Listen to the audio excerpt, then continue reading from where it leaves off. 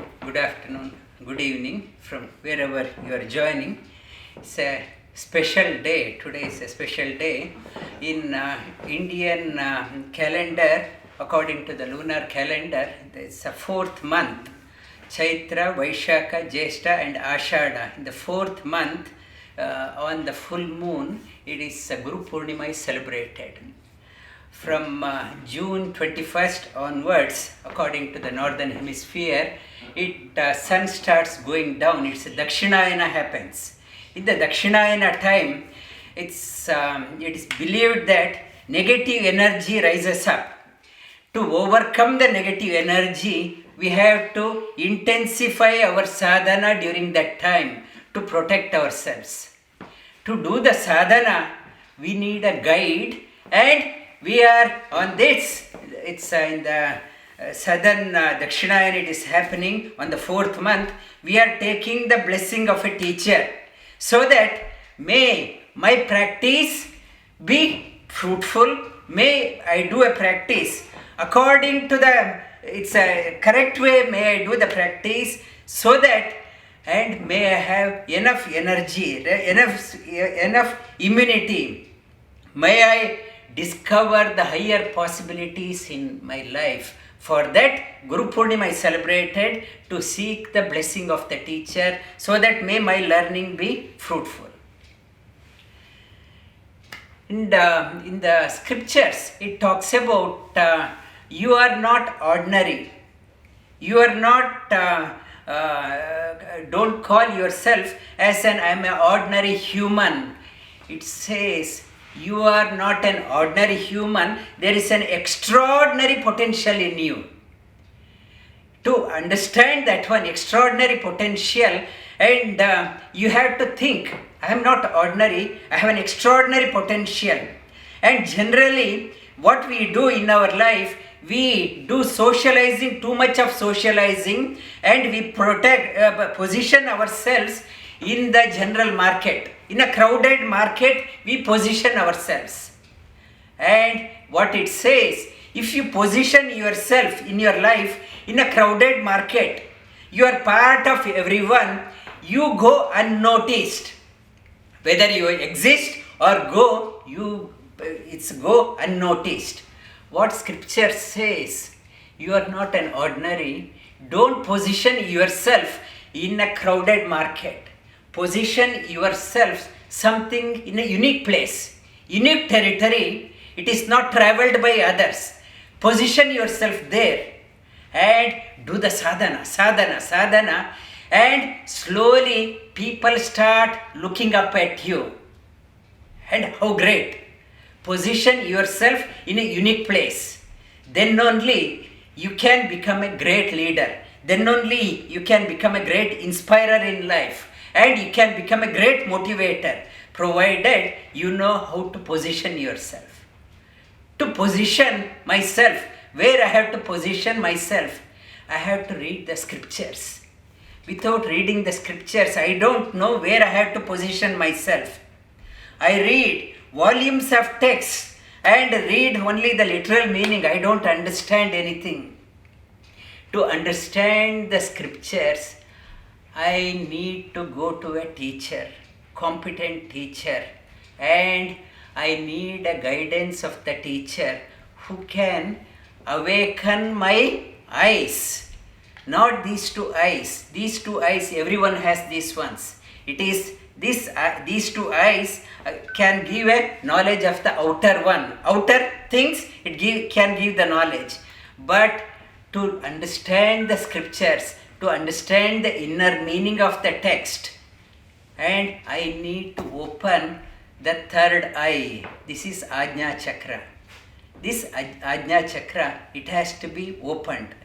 In the Guru Gita, in the Skanda Purana, it talks about chakshurur unmilitam yena tasmai shri gurave namaha. The Guru who can open the third eye, and through that eye alone I can understand the scriptures, not based on my grammatical knowledge, not because of my intellect. I can't understand the scriptures. if you want to understand, unless you have a blessing of a teacher, this won't be opened. If this third eye is not opened, I can't understand. I can memorize, I can recite whole text without a book. But to understand, I have to open this one. And Guru, the meaning of Guru in the Skanda Purana, it talks about Gukaro Andakarascha Rukaro Teja Evacha. And Gu means darkness. Everywhere is dark. I can turn on all the lights, but inside is always dark. And I am treading the path, blindly I am following, leading my life. Inside is dark. And Gukaro Andakarascha, full of darkness. Rukaro Tejayasa, the two words, two letters, Gu and Ru. Ru means light. One who takes us from the darkness to the light is called as Guru. One who reveals the inner meaning, one who makes the light of knowledge shines out is called as Guru. Guru is the one who shows the path to the inner life, inner world. And always I am busy outside, going out. The Guru is the one who shows the path to the inner world. Guru is the one who shows the path to the divinity in us. Guru is the one who introduces us to the divine light within. Guru is the one makes us to lead a divine life. And this is the significance of Guru. And in Shweta Ashvatara Upanishad, it talks about talks about karma. It's kshiyate karma. After it's a pariksha lokan karmano brahmano nirvedhaya ma nasya akrita kritena tadvijnanartham guru meva bigachet samit panihi shrotriyam brahmanishta.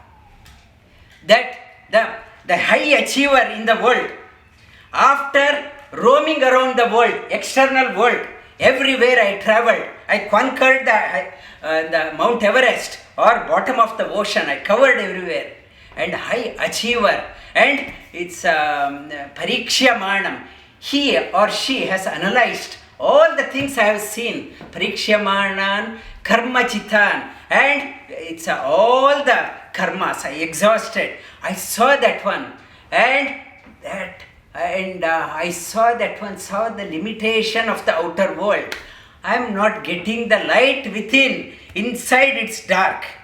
And that person, after exploring everything and realizes that by doing action outside, I am going nowhere. And tadvijnanartham, I want to know more about that one. And that person sees, I did whatever possible. I did that one.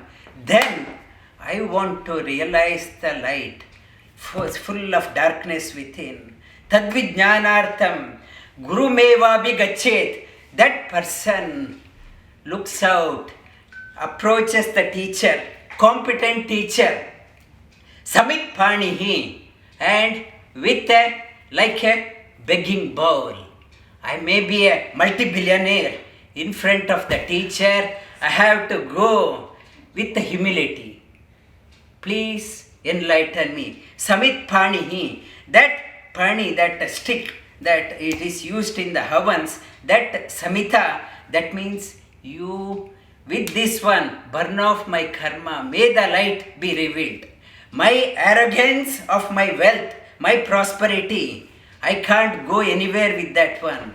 Please guide me. Samit panihi shrotriyam, approaches the teacher who is well versed in the scriptures. And Samit Brahmanishta, who is not only well versed, who practices and who is established in that one. That student approaches the teacher with humility. Please, I realized my eyes with this one or these ears or the wealth in the pocket, I can't go, the darkness in me, it cannot be dispelled. Only by the grace of the God, by the Guru, I can realize that one. The Shweta Ashwatar Upanishad talks about that one. And that's a Mundaka Upanishad. Mundaka Upanishad that talks about that one. And the Shweta Ashwatar Upanishad also, it talks about to do the sadhana, I have to, whatever, to realize the God, I had to have a devotion to the teacher also. Yasya deve para bhakti yatha deve tatha guru tasyarte katita hyartha prakashante mahatmanaha. Prakashante mahatmana, it is repeated twice. Why it is repeated twice? That student will become a brilliant student. Undoubtedly that student become a brilliant student. When? Yasya deve para bhakti. One who has a immense devotion to the words of the teacher and to the teacher, and like the devotion to the Lord, same way he has the devotion. Only who abides by the guidance of the teacher, that person undoubtedly becomes a brilliant. Undoubtedly will realize the light within, and he also become an illumined person. In the Shweta Ashwatara Upanishad talks about that one, and again Mundaka Upanishad it talks about why I have to bow down to the teacher. Why can't I learn from the text? I can read myself, I know vocabulary, I have gone to schools, I know alphabets, I know with the Google, I have all the words, I get a meaning for that one. Why I need a teacher? And it talks about a guru is the one, the quality of a guru it talks about. Here, the quality of a guru it talks about. That guru has no personal agenda, no interest for one own self. He or she is self-contented, self-satisfied, established within himself or herself. Every day, when that teacher does the sadhana, and the extra, whatever the sadhana, he or she can utilize for personal welfare, never utilizes for personal welfare. So that karma, that extra sadhana, when I do that one, when the teacher does that one, that energy, he or she is not utilizing. Now what will happen to that karma? That positive energy, so much of energy is there. One who approaches the teacher with reverence, they get the phala of that teacher's sadhana that student gets. The teacher doesn't want any good or bad. In yesterday in Bhagavad Gita we covered that one. Shubha Ashubha Parityagi, that the good merit teacher is not taking of the sadhana, or it's a wrong also teacher is not taking. The one who approaches the teacher with the devotion gets the phala of the teacher's sadhana. One who criticizes the teacher, that one who has a great person, when you start, if you criticize, any negative karma is there in the teacher, that person takes that one. Therefore, and in the Mundaka Upanishad, it talks about yam lokam manasa samvibhati vishuddha sattva kamayate yanscha kaman tam lokam jete tanscha kaman tasmad atmajnam hyarchayet bhuti kamaha. Whatever desire you have in your life, many things you want to achieve, you want to progress in life, you have many desires in your life, you approach a teacher with humility. With humility you approach, and whatever heights you want to scale up in your life, with the Guru's blessing you can approach, and you can do that one. And on the other token, if you criticize and ridicule and talk about the great masters, negative criticism, and in the WhatsApp and social media, so many things are there, and we also jump into the arguments, discussion. We are not at all related. We just want to pass loose comments. That person is like this, that person is like that. The negative things, whatever that karma is there, we are taking that one. As a practitioner, as a student, we must refrain from commenting about negative comments about great people. Unless if it is directly related to you, it is then you can talk about. And you can talk about. It is unrelated. It's based on the hearsay, based on the somebody said, I also jump into that one. I started commenting, and do not go into the criticizing the great people. It's based on the whatever you heard about some wrong things on the media, somebody talked about. Refrain from commenting about the great people.